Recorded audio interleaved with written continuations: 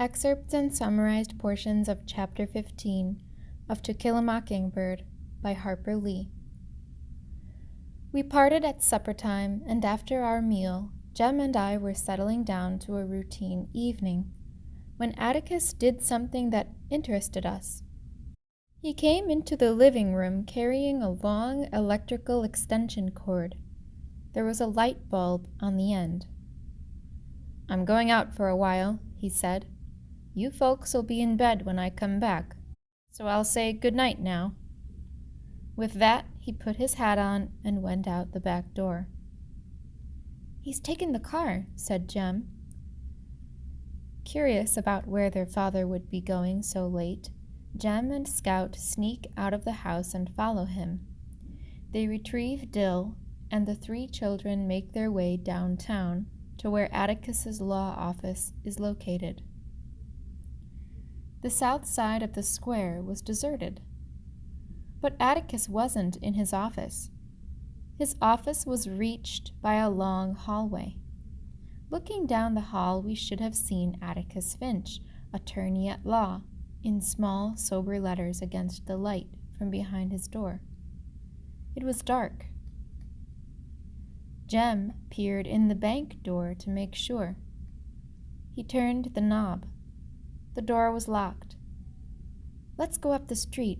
Maybe he's visiting Mr. Underwood." Mr. Underwood not only ran the Macomb Tribune office, he lived in it. That is, above it.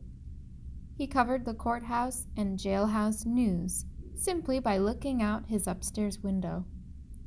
The office building was on the northwest corner of the square, and to reach it we had to pass the jail. The Macomb jail was the most venerable and hideous of the county's buildings. As we walked up the sidewalk, we saw a solitary light burning in the distance. "That's funny," said Jem. "Jail doesn't have an outside light." "Looks like it's over the door," said Dill. A long extension cord ran between the bars of a second-floor window and down the side of the building. In the light from its bare bulb, Atticus was sitting propped against the front door.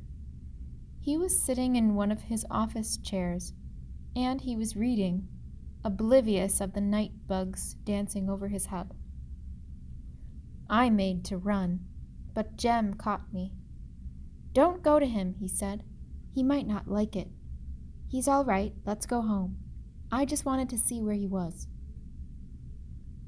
We were taking a shortcut across the square when 4 dusty cars came in from the Meridian Highway, moving slowly in a line. They went around the square, past the bank building, and stopped in front of the jail. Nobody got out. We saw Atticus look up from his newspaper. He closed it, folded it deliberately, dropped it in his lap, and pushed his hat to the back of his head. He seemed to be expecting them. "Come on," whispered Jem. The children crept closer, still in hiding. In ones and twos, men got out of the cars. Atticus remained where he was. "He in there, Mr. Finch?" a man said. "He is," we heard Atticus answer, "and he's asleep. Don't wake him up." In obedience to my father, there followed what I later realized was a sickeningly comic aspect of an unfunny situation. The men talked in near whispers. "You know what we want," another man said. "Get aside from the door, Mr. Finch." "You can turn around and go home again, Walter," Atticus said pleasantly. "Heck, around somewhere." "The hell he is," said another man. "Heck's bunch is so deep in the woods they won't get out till mornin'." "Indeed? Why so?" "Called him off on a snipe hunt," was the succinct answer. "Didn't you think of that, Mr. Finch?" "Thought about it, but didn't believe it." "Well then," my father's voice was still the same, "that changes things, doesn't it?" "It do," another deep voice said. Its owner was a shadow. Do you really think so?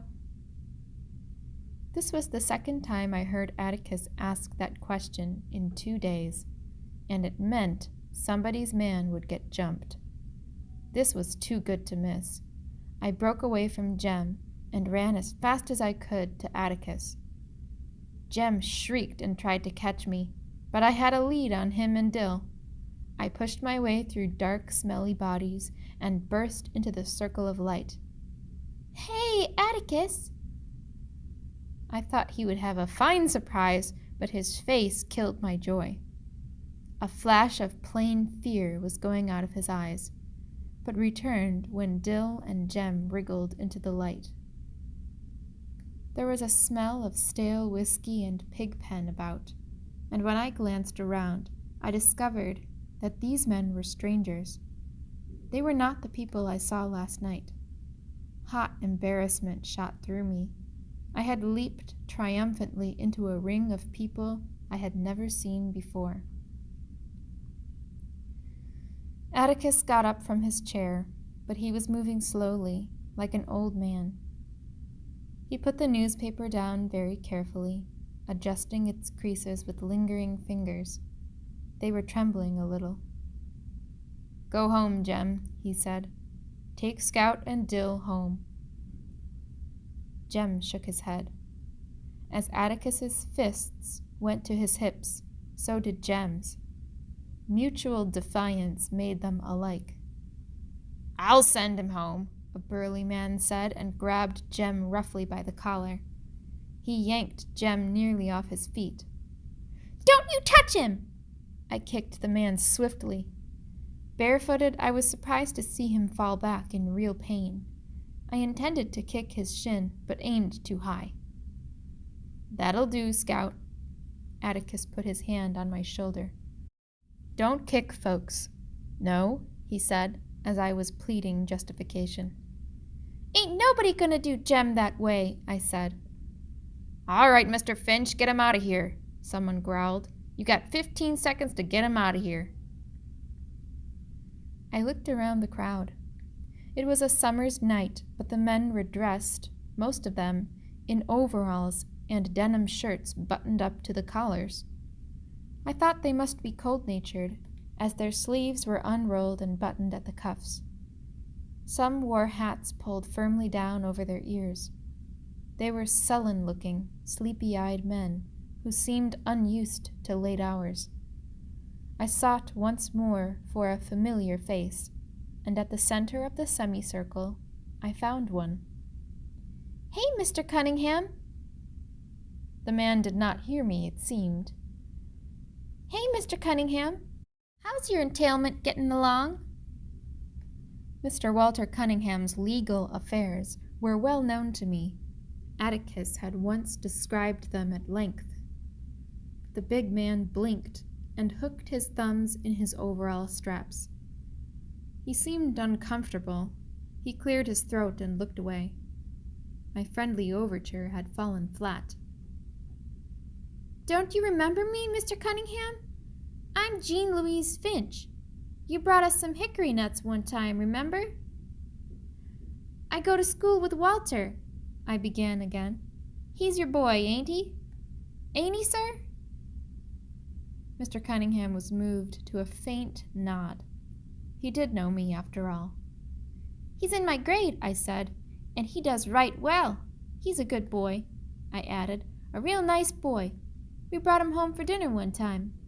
Maybe he told you about me. I beat him up one time, but he was real nice about it. Tell him hey for me, won't you?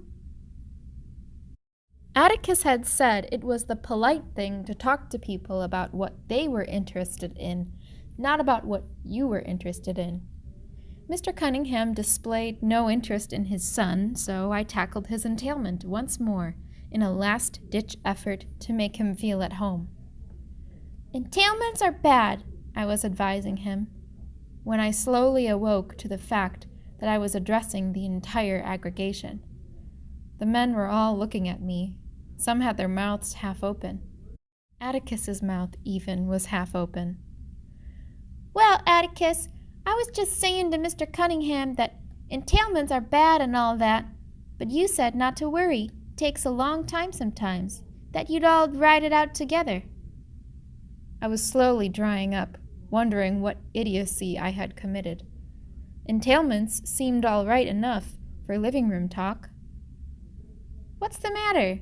I asked. Atticus said nothing. I looked around and up at Mr. Cunningham, whose face was equally impassive. Then he did a peculiar thing. He squatted down and took me by both shoulders. I'll tell him you said hey, little lady, he said. Then he straightened up and waved a big paw. Let's clear out, he called. Let's get going, boys.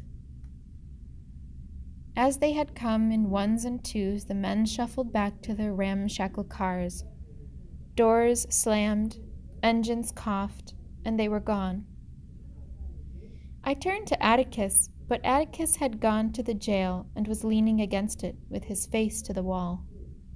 I went to him and pulled his sleeve. Can we go home now? He nodded, produced his handkerchief, gave his face a going-over, and blew his nose violently. Mr. Finch? A soft, husky voice came from the darkness above. They gone? Atticus stepped back and looked up. They've gone, he said. Get some sleep, Tom. They won't bother you anymore. From a different direction, another voice cut crisply through the night. You're damn tootin' they won't. Had you covered all the time, Atticus. Mr. Underwood and a double-barreled shotgun were leaning out his window above the Macomb Tribune office. Walking toward the office, Dill and I fell into step behind Atticus and Jem. Atticus and Jem were well ahead of us, and I assumed that Atticus was giving him hell for not going home. But I was wrong. As they passed under a streetlight, Atticus reached out and massaged Jem's hair, his one gesture of affection.